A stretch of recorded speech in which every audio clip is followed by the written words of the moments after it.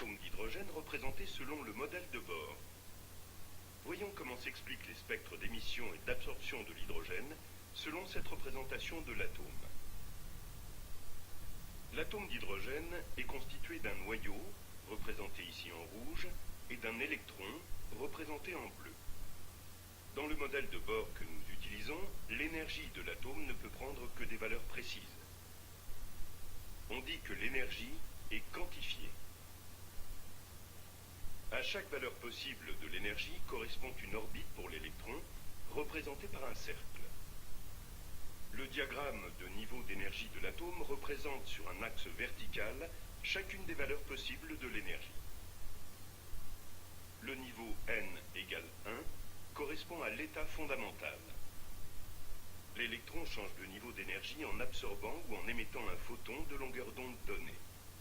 Le diagramme de niveau d'énergie permet de visualiser les transitions de l'électron et l'énergie du photon émis ou absorbé. Commençons par le spectre d'émission obtenu lorsque l'on chauffe du dihydrogène gazeux. Un trait positionné à la longueur d'onde correspondant au photon émis apparaîtra sur le spectre lors de chaque transition. Supposons que l'électron se trouve sur le niveau d'énergie caractérisé par n égale 3. Il peut passer au niveau d'énergie caractérisé par n égale 2. Cette transition s'accompagne de l'émission d'un photon de longueur d'onde 656 nanomètres. Son énergie correspondante à la différence E2 moins E1, la radiation lumineuse associée, est de couleur rouge. Supposons maintenant que l'électron se trouve sur le niveau d'énergie caractérisé par n égale 4. Il peut passer au niveau d'énergie caractérisé par n égale 2. Cette transition s'accompagne de l'émission d'un photon de longueur d'onde 486 nanomètres. La radiation lumineuse correspondante est de couleur bleu ciel.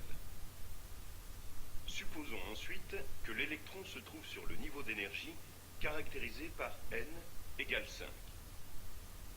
Il peut passer au niveau d'énergie caractérisé par n égale 2.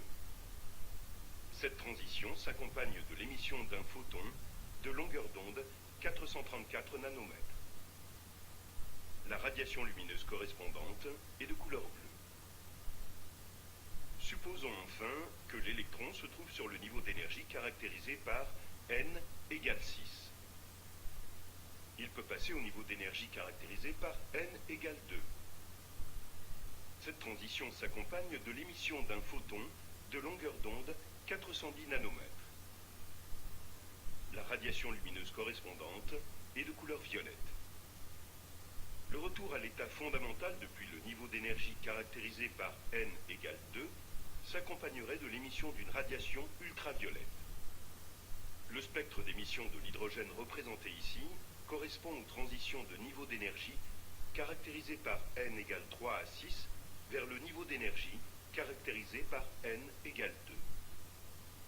Les raies d'émission des autres transitions ne sont pas présentées, car elles ne correspondent pas à de la lumière visible. Le spectre d'absorption de l'hydrogène est obtenu lorsque de la lumière blanche traverse du dihydrogène.